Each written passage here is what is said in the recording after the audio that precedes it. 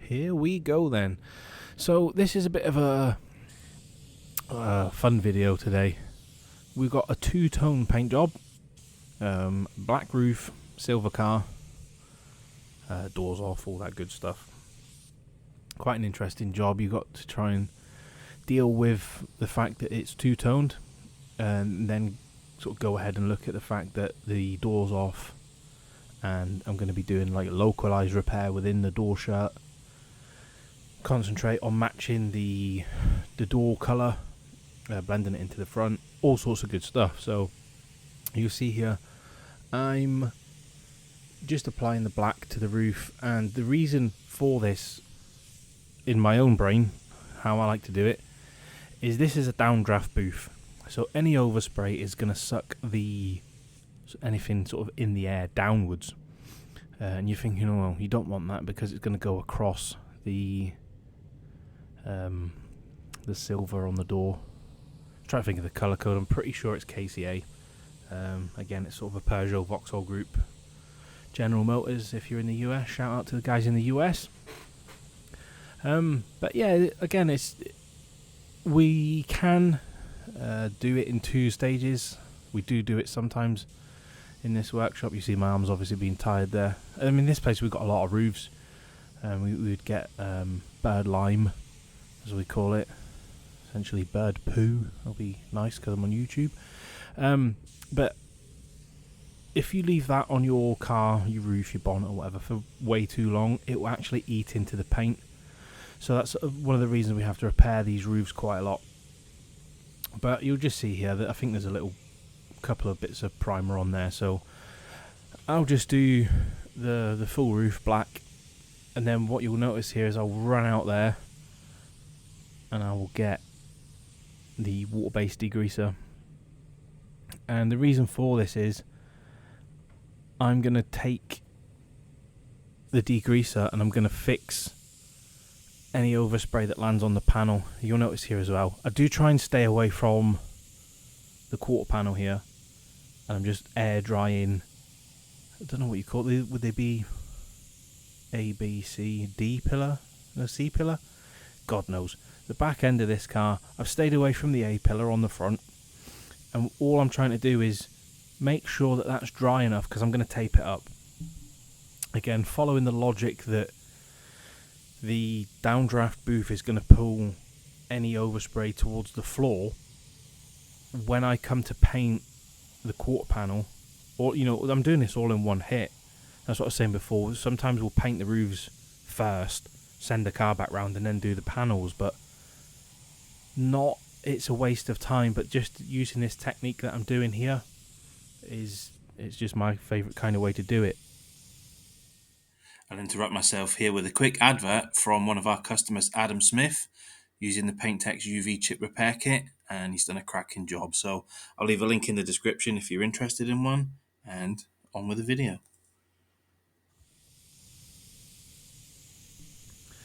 Again, just using the air out of the gun here just to sort of force dry the base coat, and then I'm going to tape that up. I'm going to be quite careful as well. I'm not too sure on how the sort of Spiezaka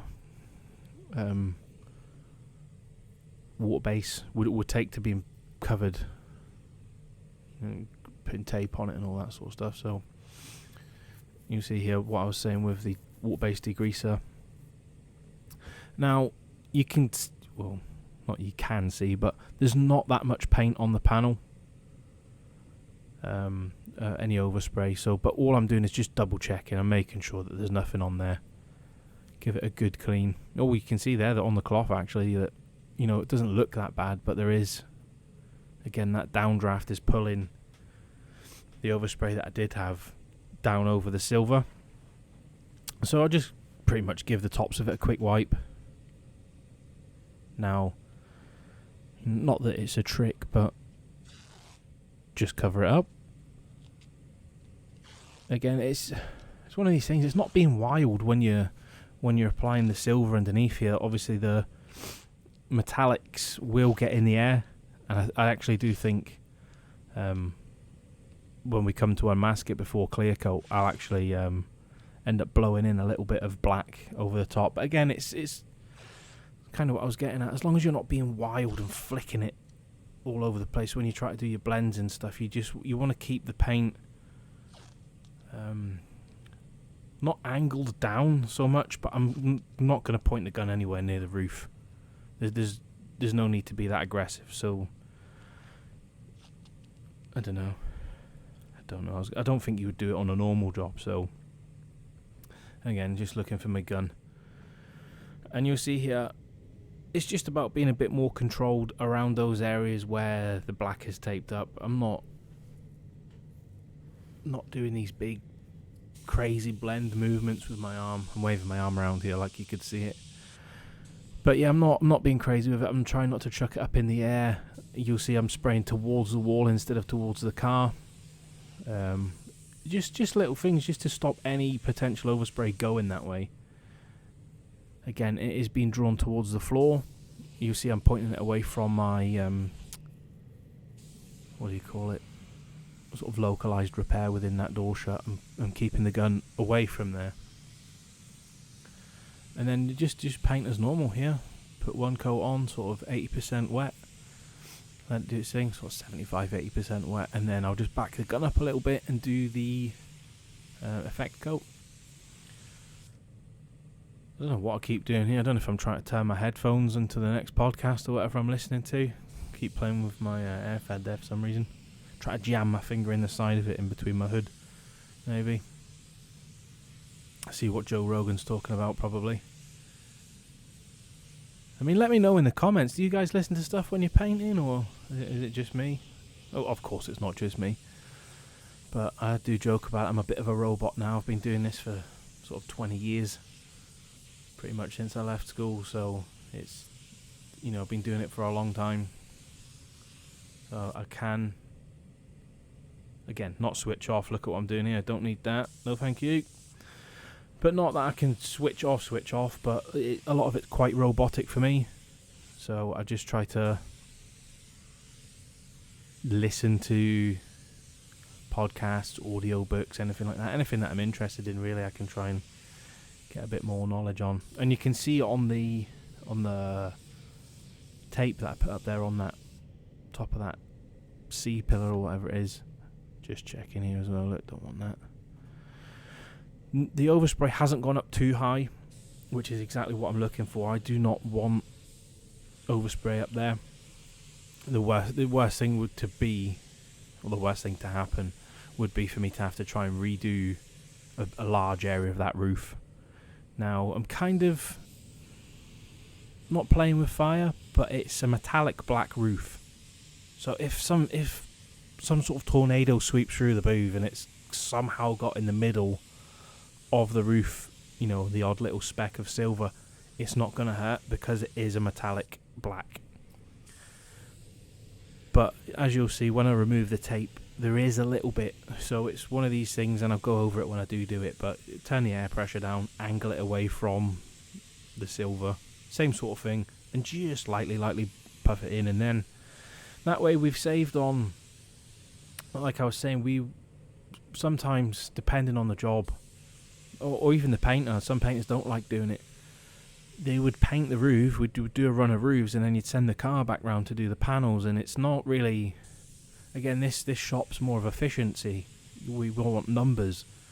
And it is a strange way to work, you feel like, I'm going to say like you're not doing quality, but everybody does their work to a high standard. It's just the way that it's been done is efficient. I don't paint these cars any different to the way that I would paint them elsewhere, but you will notice I'm using 2 ovens. This bonnet is a single bonnet. It's got nothing to do with that car. So I've got a car that's got the door off, which, would fit in that oven. It wouldn't be a problem. But I've got 2 jobs in there, although I'm in 2 ovens, fair enough. But if you imagine this sort of space, I can fit 4, 5, 6 jobs in here if I want. So that's the idea. Again, trying to be efficient. We can get more work through by working smarter, not harder. That that classic kind of thing. That saying that everyone says. But it's just, like I say, one of these little tips. There's more and more of these cars on the road that I'm seeing. I see some painters doing the same sort of thing. I'm not sure how they do it. I just thought I'll chuck this video together. I think literally the job that I'd done before was a solid white with a metallic black roof, and I felt, oh, you know, I should have done one of them. You know, I should have recorded that for YouTube just to show people how I do it. And like the next job that rolled into the oven was one of these, so I was like, sod it. I think there's enough battery left in the camera.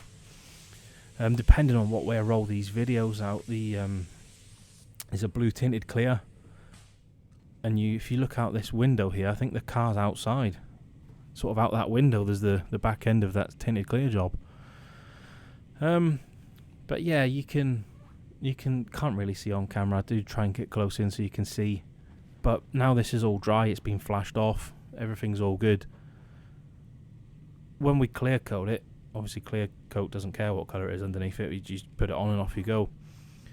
So again, we're just having that efficiency, we're not wasting bake cycles, we're not doing anything, you know. Imagine if you were paying for it out your own pocket to send this car through twice. Now, a lot of guys will say, oh, I don't care, I don't pay for it, I don't really care, it's not mine, whatever, but you've got twice as much bagging. You probably have to paper the roof. You'll see I was pointing at the KTV in the gun there. Can't really tell. Lower the air pressure, sort of 1 bar, very, very light. I'm going to point up and towards the roof, just lightly dust it. And again, because it's a metallic black, I'm not going mad trying to cover this because there's a bit of metallic in there anyway. You can't really see it, but again, being honest, I could have just cut this bit out and nobody knows and I'm brilliant, but I am trying to show you exactly what I'm doing. There's just a small amount of sort of speckles from the KCA, the silver, and now I'm ready to clear, so I'm not sure if I blow it dry or just start somewhere else, let that sort of dry off on its own. It wouldn't take long at all.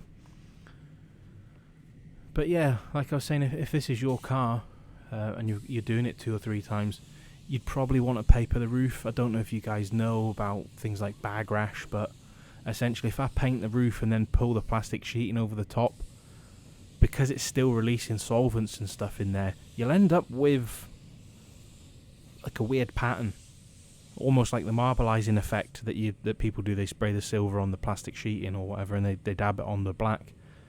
That's kind of what would happen in the roof. You would have this weird crazing kind of look, and you know, people polish it and all sorts of stuff, and there is ways to put a heat cycle through it, and some people hit it with heat guns and stuff to try and get it out. But if you're doing a whole roof, you know, you're not going to want to bag it, so you'll end up papering it. You're going to end up rebagging the car. You've got twice as much masking. Again, this isn't, you know, we don't own these workshops and stuff, but if you think about it from being sort of profitable, you don't want you pay people to do the job twice. They've got to go back, they've got to remask it, they've got to re-clean it, put their guns through the gun wash, all that sort of malarkey. So I'm just double checking here that extra little bit of black that I threw on there is dry. But yeah, let me know in the comments, you know, if you guys do stuff like this. Are you doing it twice? or are you a bit of a maverick and just like sod it, it's in there, I'll just do it. Again, it's not really cost me any extra time as well. If you think about, I've got enough guns. I know a lot of guys might not have. Or I tell you what, I'll take that back. I know a lot of you guys have got a lot of guns. There's some gun collectors out there. Comment gun collector if you've got more than 10. But yeah, it's a weird one. You could do it in 2, but I've got enough guns. It doesn't really affect me. I mean, so there's some times here that I've got 4 or 5 different base coat colours in the gun anyway, so having multiple guns out at the same time is not an issue for me. And for how long it took me to sort of mask it up and sort of piddle about doing that little bit of black at the end there, it's not cost us anything. So for me, I'm only sending this car through the bake cycle once, which saves on gas and all that good stuff. It's not been touched by all the technicians two times, twice as much bagging, probably more paper and all that sort of stuff, like I say, to tidy up. cover up the roof before it gets, comes back round to have the panels painted, all that kind of stuff. I'm rambling on a little bit. Sometimes it's hard to talk about these jobs as well. Only the troopers that get all the way through these videos know. It's a weird one. Tony from Tony's Refinishing, shout out to Tony. He said to me quite a while back, actually, I was kind of struggling with the videos because I've done this at work all day long. So you're looking at cars, you're looking at paint, you're looking at whatever, and then you're going home and you're talking about doing the paint and all that sort of stuff. And don't get me wrong, I'm happy to do it. Sort of guy that sits in his garage talking about YouTube painting and all that stuff. But I've got to remember that not everybody has seen all of my videos. So although there's only so many ways you can say you put base and clear on like this, you might be new to my channel. So drop a like and subscribe and all that stuff, all that YouTube stuff that I'm supposed to say. But yeah, it can be hard to talk about it. So if I am waffling on, just let me know. Just tell me to shut up. We'll try and get some copyright-free music and put that on instead. Because like a lot of the thing as well when you're learning to paint is actually seeing people do it, like watching it. I learn by watching people do stuff. I'm not good at reading, and although I can read, but I can't sit down and read. I'm not sure you'd be able to read about how to paint cars anyway. You hold your gun this far away at that pressure, at all this. It doesn't really work. Although I always paint with my fluid all the way out now. It took me a long time to get to that. I used to call the fluid adjustment on the back of the gun, I used to call that idiot mode. And if I'm, not that I'm being an idiot, but you can't pull that trigger any more than what it is set up to be. So if you're doing,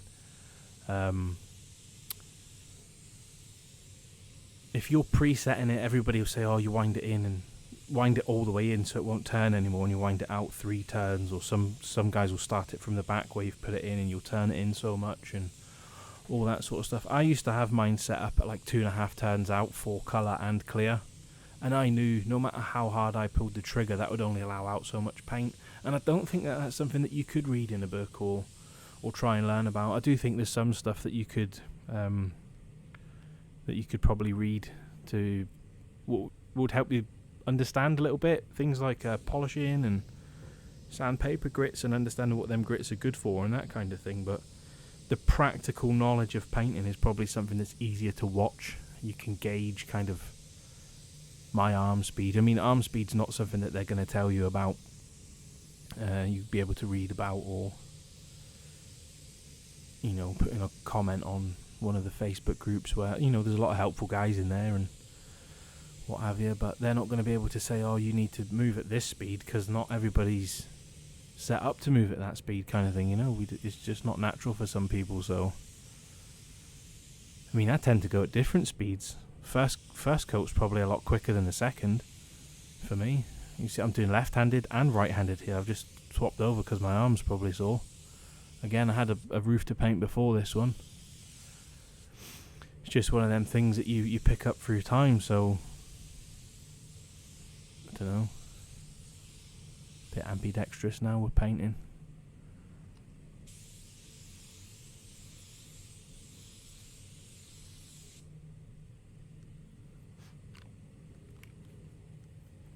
And you'll see here as well, just getting that clear coat on. I was saying about this as well, when you're doing jobs flat, you tend to over apply clear coat. I was gonna say you'll probably notice that my arm speed's a lot slower on the roof, because it is a sort of a horizontal panel than it would be to the door and the quarter. But that's just gonna, I'm always, I joke about being a tart or whatever when I'm painting stuff, but I always go for the nicest possible finish that I can get. And what that'll do is, although I'm not polishing it, if I was polishing it, it makes my life easier. But although I'm not polishing it here, it makes the polisher's life easier, which is good, because we're all in a big workshop and, we're being a team and all that good stuff. What I do like to think, and I am very cheeky, so if you're a polisher watching this, shout out to you guys making us look good. But if I ever mess up and I get a run, or as long as it's not a big horrible snotter down the side of the car, 9 times out of 10 the guys are happy to do it. They're like, oh, if you're not putting crap work in front of us over and over, then they don't mind. But if you imagine that they've got to fix your orange peel all the time, and there's a lot of dirt and what have you, then they're not going to be as willing to sort of help out. Some of them might say, fix your own stuff, which I'm happy to do. If I get a big run in it, shout me over and I'll fix it, no problem. I've got enough of them over my career, so I know how to put them right. But it's one of them things. If you can put those jobs through the oven as good as you can, then everybody's happy. But this is the end of this video. I don't know why I've managed to not put in the rest of it, but I'm gonna have to love you and leave you. See you in the next one.